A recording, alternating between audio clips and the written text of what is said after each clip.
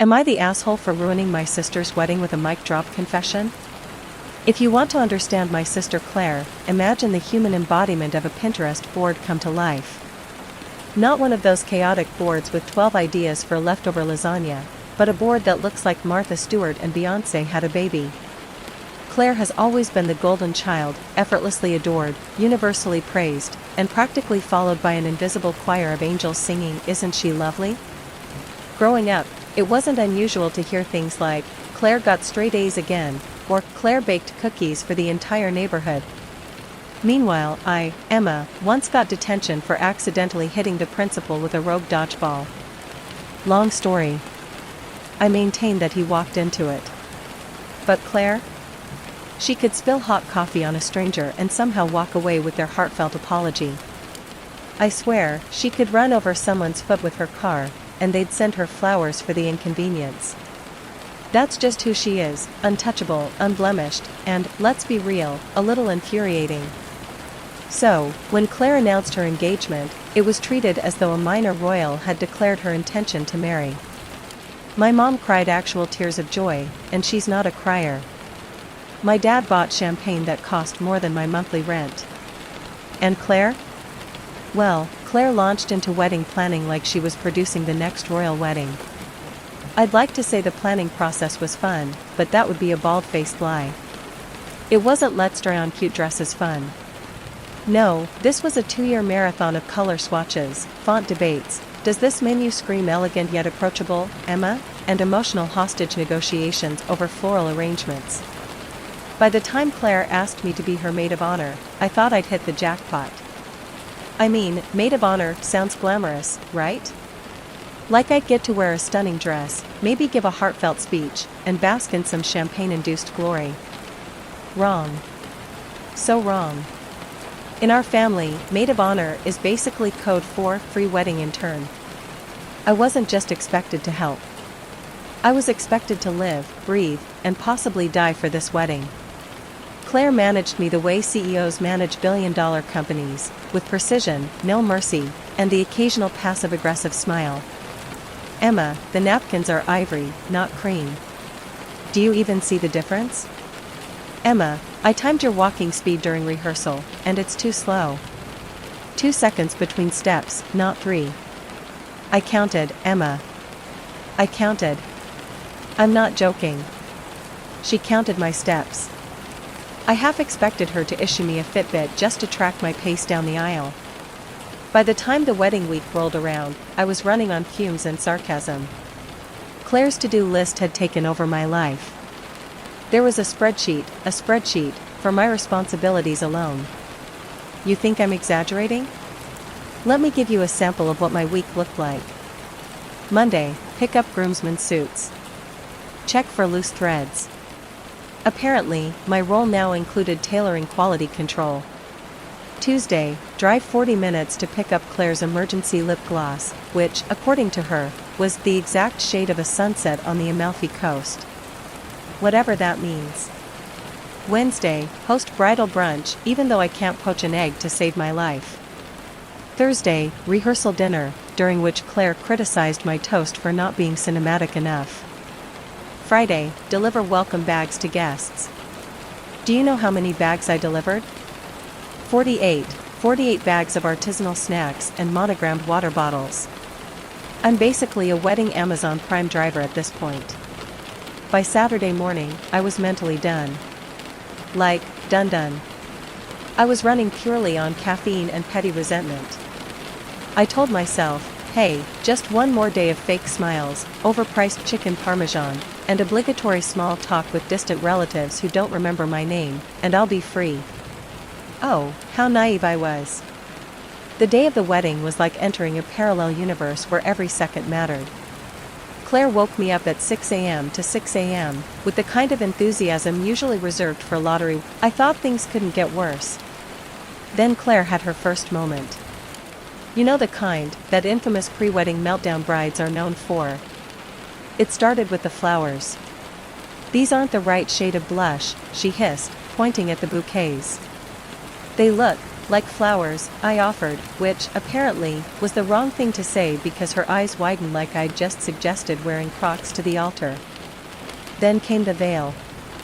This isn't laying right, Emma. Hold it like this. No, not like that. Honestly, why is this so hard for you? I bit my tongue so hard I swear I tasted blood. Because here's the thing, I love my sister. I do. But at that moment, I wanted to punt her $800 Jimmy Choo shoes across the room. By the time we lined up for the ceremony, I was emotionally fried. I stood there in my dress, which Claire had picked, of course, trying to remember my 2-second walking intervals while silently counting down the minutes until I could go home and binge eat pizza in sweatpants. But as I stepped onto the aisle, something happened. Something that would turn an already chaotic day into a full-blown disaster. It was 2 nights before the wedding, 48 hours until I do, and I was running through Claire's never-ending list of demands like a stressed-out intern. I had just collapsed on my bed after a day spent taste-testing cupcakes I didn't even get to eat. Claire insisted I chew and spit because dress bloat is real, Emma, when my phone buzzed. Jake, best man, call me. Now. That was it. No hello, no how's it going, just call me now. I groaned. Jake, Alex's best man, was usually the kind of guy who thought urgent meant sharing memes at 2 a.m. So, for him to send that? Something was up. I called him, expecting some minor catastrophe, like losing the cufflinks or forgetting the rehearsal schedule.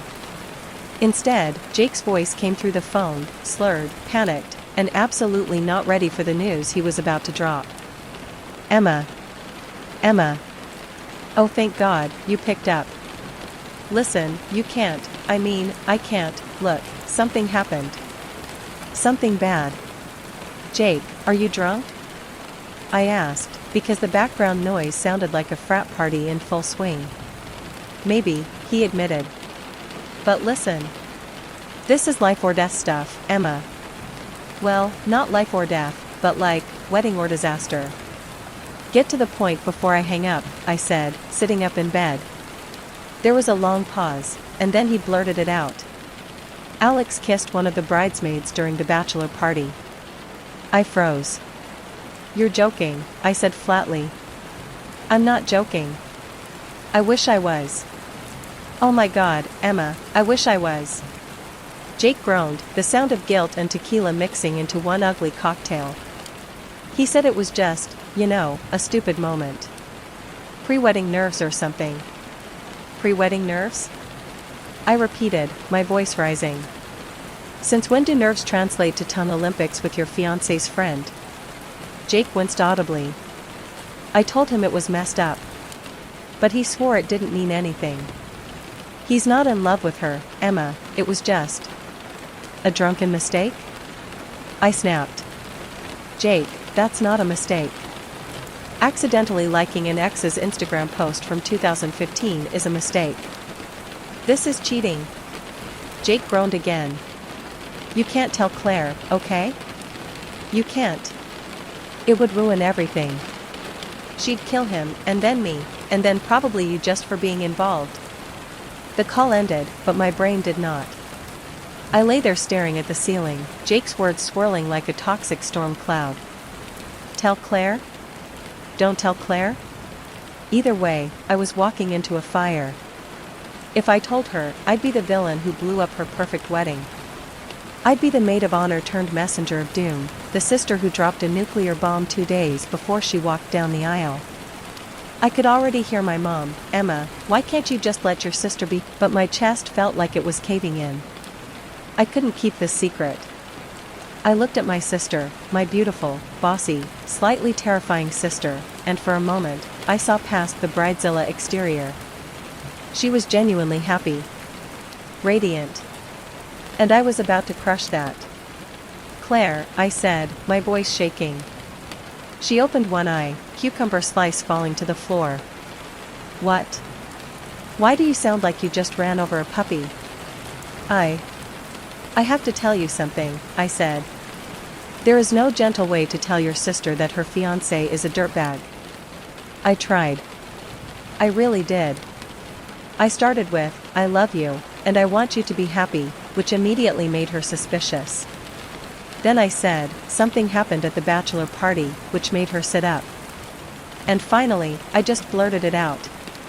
"Alex kissed one of your bridesmaids." Silence. The kind of silence that feels like a ticking bomb. Claire blinked at me, like I'd just told her the moon was made of cheese. "I'm sorry, what?" I repeated it. Slowly this time. Her face went through a carousel of emotions: confusion, disbelief, anger, murderous rage. "Who?" she demanded, her voice sharp enough to cut glass. I hesitated. I really didn't want to start WWII in this hotel suite. But she saw my hesitation and pounced. "Who was it?" "Bridget," I said. Because of course it was Bridget. The bridesmaid who always looked like she'd stepped out of a hair commercial. Claire stood up so fast her meditation blanket flew off. That snake. I knew she was too flirty with him. The wedding ceremony was flawless. Of course it was. If Claire had one superpower, it was bending reality until it looked Instagram ready. Every detail was perfection. The flowers were arranged like a Monet painting come to life. The violins played as if an angelic orchestra had descended just for her big day. Even the weather, sunny with a perfect breeze, felt handpicked. As Claire walked down the aisle, I saw our mother crying in the front row, probably because she'd always known Claire was destined for a day like this. And there I was, maid of honor, smiling on the outside while my brain replayed the secret like a broken record. Alex kissed Bridget. Alex kissed Bridget. But Claire didn't know. Not really. We'd had that argument 2 nights ago, but somehow, she'd convinced herself that Alex had just been drunk and stupid. She didn't call off the wedding. She didn't even confront him yet. Claire, ever the perfectionist, had decided to deal with it after. Like her marriage vows could politely wait while she sorted through infidelity. By the time the reception rolled around, I was deep in emotional whiplash. Claire was floating around like a Disney princess, kissing cheeks, laughing, looking effortlessly perfect. Alex? He was working overtime on the charm offensive. I watched him pour wine for Claire's aunts. I saw him hugging the flower girl like he was auditioning for World's Best Uncle. And every time he smiled at Claire, my stomach churned. Then there was Bridget. Oh, Bridget. The bridesmaid who couldn't stop tossing her hair and giving Alex those looks. She avoided eye contact with me entirely, which only made me want to grab the champagne bottle and dramatically point her out like a courtroom lawyer. The moment I'd been dreading finally arrived. The DJ, oblivious to the storm brewing under the surface, grabbed his mic. "Ladies and gentlemen, a round of applause for our beautiful maid of honor, Emma, as she gives her speech." Applause. Cheers. I stood up, my heart pounding like it was auditioning for a drumline. I had a speech prepared, a sweet, carefully written ode to sisterhood. It had jokes about Claire stealing my clothes as a kid, sentimental lines about always having her back, and even a quote from a romantic movie. Claire loved that stuff. But as I stood there, holding the mic, I looked at Claire. Then at Alex. Then at Bridget. And something inside me snapped. "Some people promise to love and cherish," I began, my voice steady, "but forget to mention kissing their fiancé's bridesmaid the night before." Time stopped. You could hear the DJ's soul leave his body. The clink of a champagne glass being set down echoed like a gunshot. A kid somewhere dropped a fork. Claire's jaw dropped. It wasn't just a drop, it was a plummet. She looked like I'd just told her Santa Claus was a scam and had been stealing from her piggy bank for years. "Alex, oh, Alex." His face went ghostly pale, like he'd just seen his tax returns and realized he owed the IRS his kidneys. He opened his mouth to Emma. "What did you just say?" Claire's voice was low. "Dangerous." I stared her straight in the eye. "You heard me." 2 nights ago, at the bachelor party, Alex kissed Bridget. The crowd started buzzing like a beehive of gossip. Phones were already out. I'm 99% sure there's a viral TikTok of this somewhere right now with the caption, "Wedding speech gone nuclear." Alex shot up from his chair. It's not like that. I was drunk. It was. Don't you dare blame alcohol, I snapped. You had a choice, Alex. And you chose her. Bridget looked like she wanted to melt into the floor. I'm so sorry, Claire, I didn't. Shut up, Claire barked. If you've never seen a bride in a $1,000 dress absolutely lose her mind, let me paint you a picture. Claire went full hurricane mode. You kissed her? She screamed at Alex, her voice echoing through the reception hall. On the week of our wedding? In front of our friends? It was a mistake, he protested, holding his hands up like that would somehow stop the emotional sledgehammer coming his way. A mistake? Claire shot back. Oh, sorry, my bad, I forgot infidelity was just a quirky little oopsie. The guests were dead silent, all except for Uncle Ron, who whispered, "This is better than cable." I watched my sister, the girl who always had it together, break down in real time. Tears streaked her perfect makeup. Her bouquet dropped to the floor, petals scattering like casualties of war. "Get out," she told Alex. Her voice was shaking, but her eyes? Stone cold. "Get out of my wedding, Claire. Now," she screamed.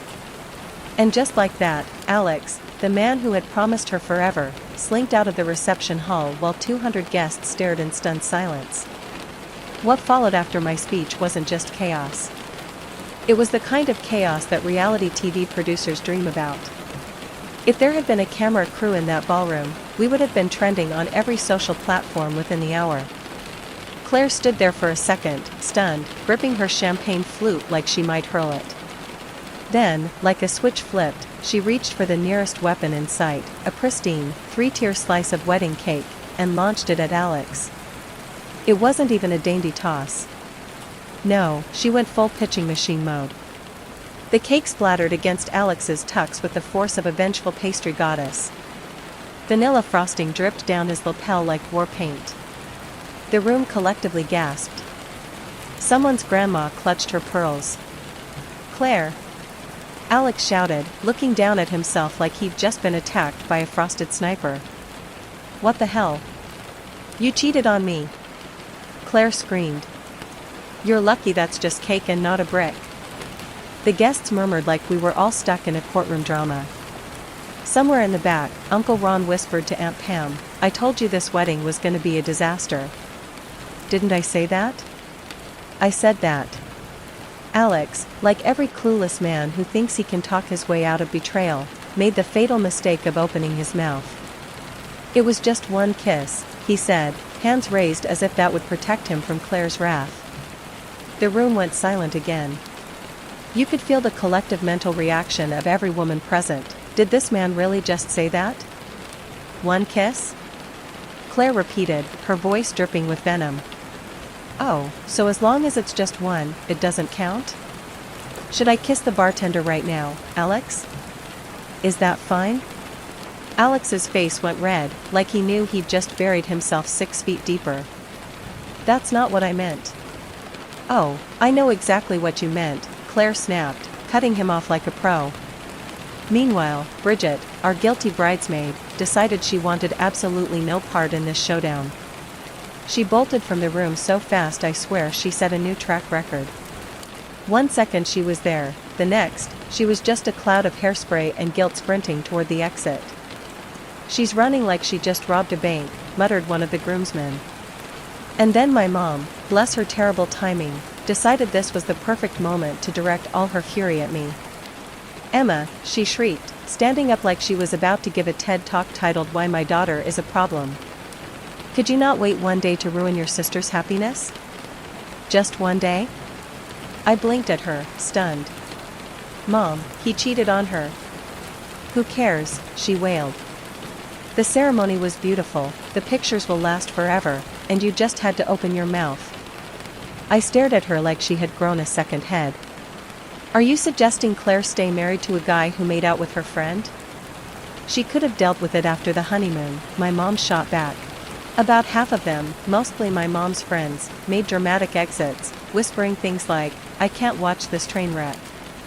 Though we all knew they'd be gossiping about it for the next decade. The other half? They stayed. Why? Because the bar was open and the drama was free entertainment. I overheard one cousin whisper, I feel like I should Venmo Emma for this performance. And then there was the DJ. Poor guy. He had the 1,000-yard stare of a man whose only job was to play shallow during the first dance, but instead, he was Googling how to legally quit mid-gig behind his booth. He muttered into his mic, okay, who's ready for the cha-cha slide, and then instantly regretted his life choices when the room collectively glared at him.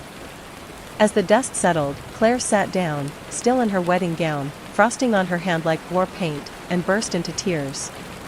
I sat beside her, my maid of honor duties officially transitioning into emotional triage. You did the right thing, I whispered. She nodded, tears smudging her mascara. I know.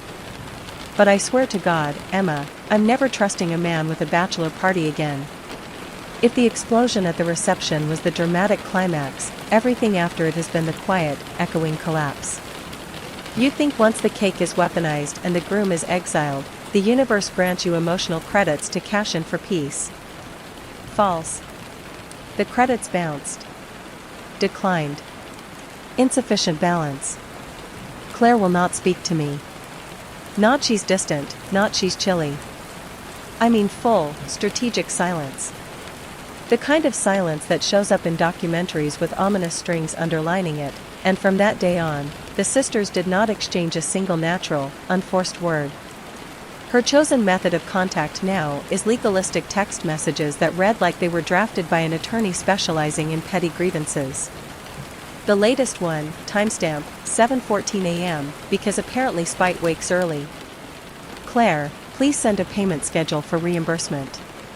Total owed for ruined event, $42,000. Itemized list forthcoming. Ruined event. Like I strolled in wearing combat boots and punted the unity candles. I stared at it with the same disbelief reserved for conspiracy maps and pyramid schemes. Vibe erosion? I apparently owe restitution for metaphysics now. My reply, after deleting 7 drafts that contained the words absolutely not in creative permutations. Claire, I am not financially or legally responsible for Alex's kiss. Also, ambient damage is not a billable category outside of maybe ghost removal. No answer. Just the 3 dots, then nothing. The digital equivalent of a scoff. 2 days post-wedding nude, Alex requested a clarifying meeting. Not with Claire, she refused, but with me. I agreed, mostly out of morbid curiosity and a faint sense of due process. We met at a neutral location, a chain coffee shop whose entire decor philosophy said, we have outlets. He arrived in contrition casual, no tie, sleeves rolled, shameface activated. He opened with, thank you for coming, in the tone of a man delivering bad news about a mutual fund. Clock's ticking, I told him. Redeem or incriminate. He slid his phone across the table. You should see everything. Screenshots. Text threads. A narrative constructed from timestamped digital breadcrumbs. Not doctored, I checked metadata. The twist he'd hinted at, Bridget had been, not coerced, not manipulated, initiating. Weeks of flirty texts. Claire doesn't appreciate how loyal you are. Do you ever think you chose safe instead of real? Bachelor party rule, what happens there, winky face. He never shut it down effectively. His responses were weak refusals, the kind that hoped temptation would get bored. Example. Alex, we shouldn't talk like this. Bridget, but we are. So maybe that means something. Alex, it just means things are stressful. Translation, he liked the ego feed while clinging to plausible deniability like a floaty in shark water. The critical thread, night of the bachelor party, 1:07 a.m. Bridget, come outside. Chill air. Need you. Alex, we should call it. Bridget, one kiss won't undo a wedding. Then a photo. A blurred balcony shot. Their silhouettes. He admitted, that was the kiss. I pulled away. It was stupid. I didn't tell Claire because I thought it would die right there. Why show me this? I asked. Because I'm not the only villain. I'm not excusing myself, I screwed up. But Bridget isn't an accidental bystander. I never said she was, I replied. But you were engaged to my sister. Your bar is higher. He nodded, eyes red. I know. I didn't want. We parted. I walked out with a folder of digital receipts I hadn't requested and a heavier complication. Truth is rarely a clean gift.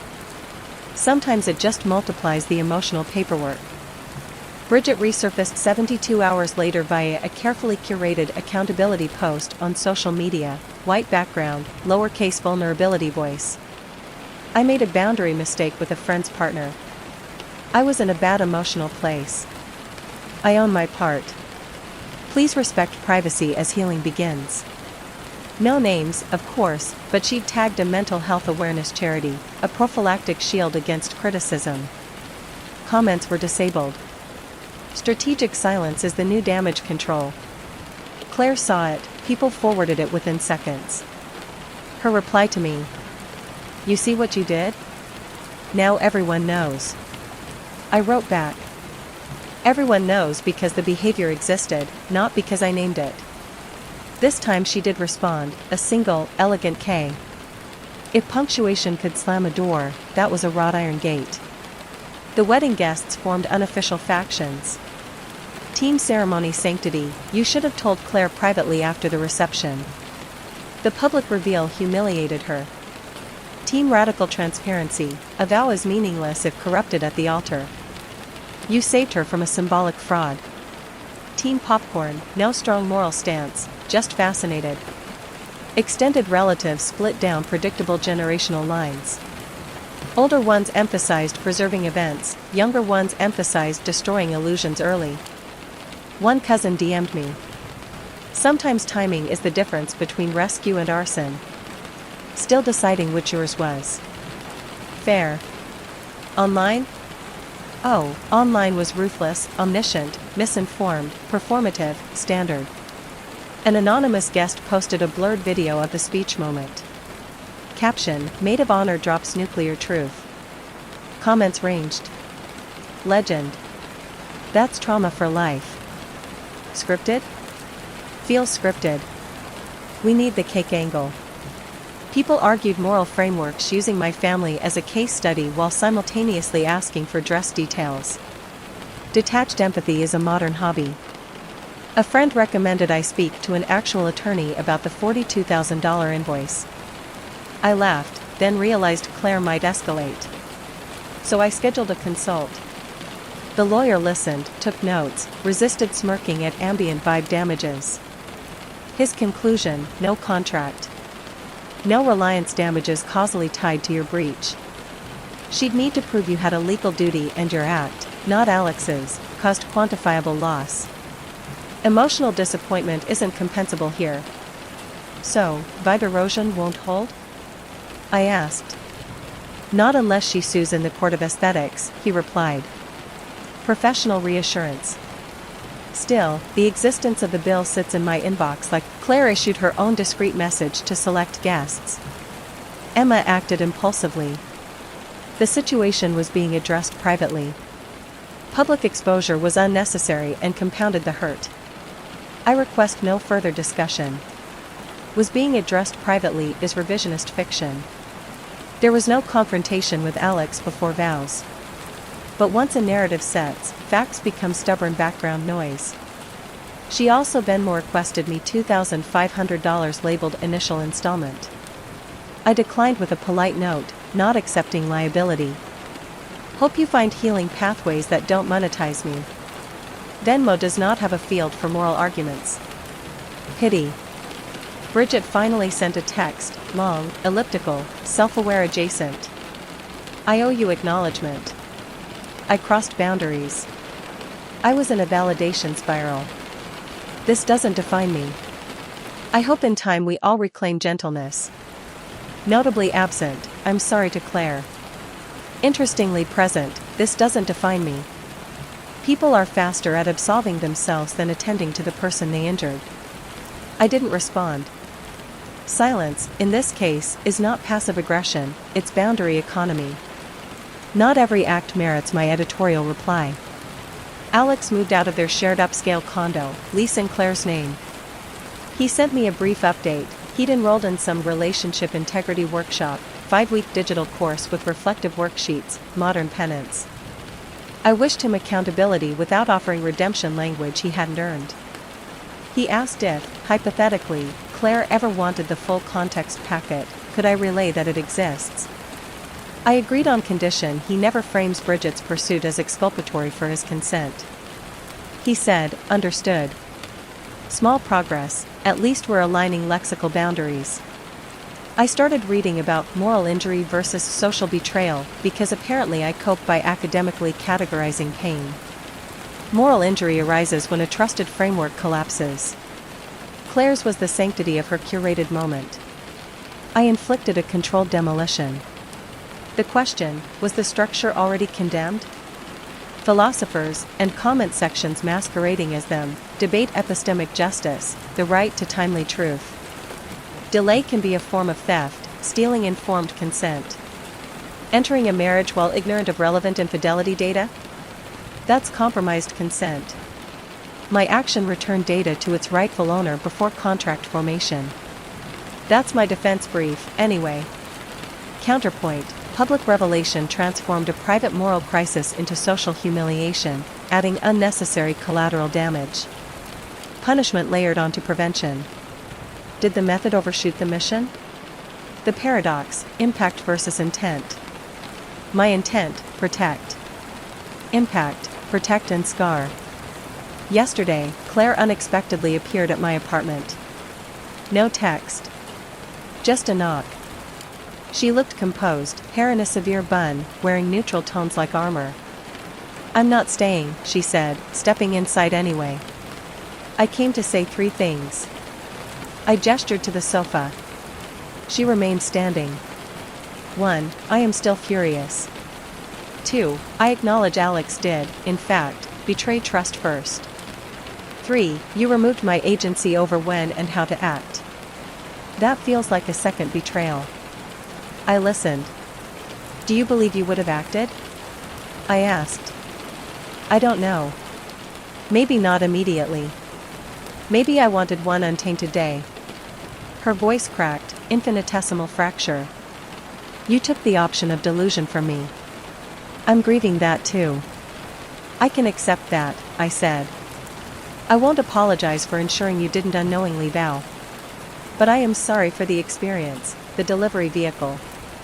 I misjudged the weight of public theft of illusion. She exhaled. A long, tired ribbon of air. I'm not forgiving you yet. Understood. Also, she added, retrieving a white envelope, I rescind the $42,000 demand. My therapist says it's misdirected externalization. Enjoy the phrase. She placed the envelope, empty, symbolic, on my table. Thank you, I said. She turned to leave, paused. If we rebuild, it will be slower than you want. I can wait, I answered. Better authentic distance than performative closeness. She gave one curt nod. Exit. I stood staring at the envelope for several minutes, a paper monument to a thaw not yet warm but no longer permafrost. I assessed lingering tensions. Regret, not for content, but for delivery architecture. Relief, significant. Counterfactual futures, her discovering later, still feel heavier. Loss, our easy shorthand. Texts about trivial memes. That dimension is presently amputated. Hope, functional reconciliation anchored in mutual acknowledgement of complexity. Right now, Claire is living at a friend's loft, doing reset routines. Alex has ceased contact attempts, good.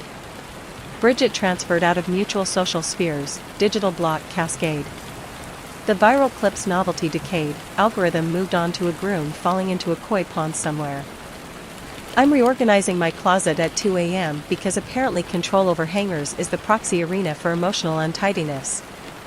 I drafted, unsent, a letter to Claire. You deserved a wedding aligned with authentic reality. I intervened to prevent structural fiction, but I also colonized your timeline. I accept that duality. When you're ready, we can co-author what sisterhood looks like post-cataclysm rather than reenacting pretense. I'm here, quietly, not performatively. Maybe someday I'll give it to her. Maybe action will supersede prose. So this is where I am, no longer billed for ambient vibe damages, but not absolved of methodological fallout. I prevented my sister from formalizing vows under false pretenses. I also detonated her curated moment in front of 200 witnesses. Both truths fit. They jostle for narrative dominance depending on the angle of light. Some friends applaud. Some friends wince. Family fractalize. Internet memifies. I sit here, spine alternately straight with conviction and bent with unease.